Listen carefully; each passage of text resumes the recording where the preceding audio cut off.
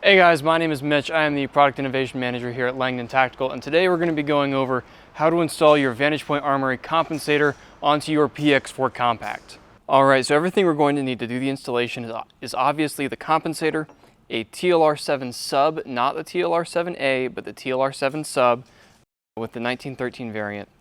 We're going to need the number 4 rail insert, going to need an Allen key, and this right here is a tool that comes with your TLR7 sub. It can be handy for this part. We're also obviously going to need our gun and one of these two different types of Loctite, but we'll talk about that later. So to speed things up, I've already taken these 3 screws and the flat compressed spring off, as well as both of these side adapters. So I'm going to take those, set them aside.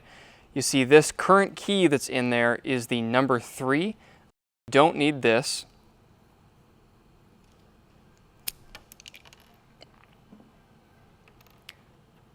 We are going to need the number 4, so we'll install that,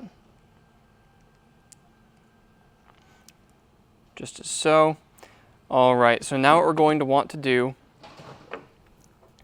is take our compensator, slide it onto the end of the gun, and now we're going to take the light and place it up into the compensator. Now I might have to scoot it forward like that. It kind of clicks into place.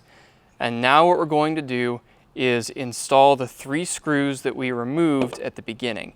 So this is where these 2 different types of Loctite come into play.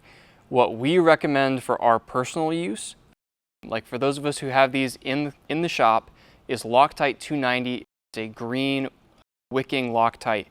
It is very strong, it handles heat cycles well, but this is not what you should be using if you intend to remove the compensator a lot. We don't recommend that you remove the compensator very frequently because all of these screws, even though they are entirely sufficient to hold the compensator onto the gun, are very thin. So the more you deinstall and reinstall them, the more they're stressed, the more they're strained. If you put them on and keep them on, they will last a lot longer.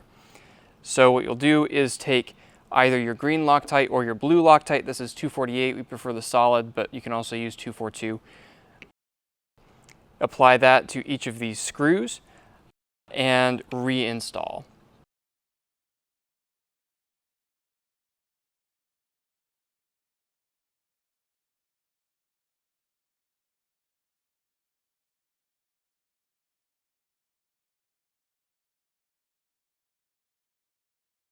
This is where you can use the Streamlight tool.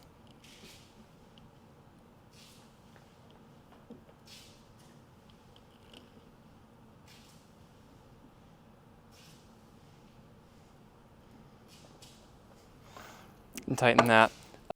For torque specs on these smaller screws, you can use a torque wrench to 10 inch-pounds. I would not recommend going any heavier than that. You'll run into issues with breaking these screws off.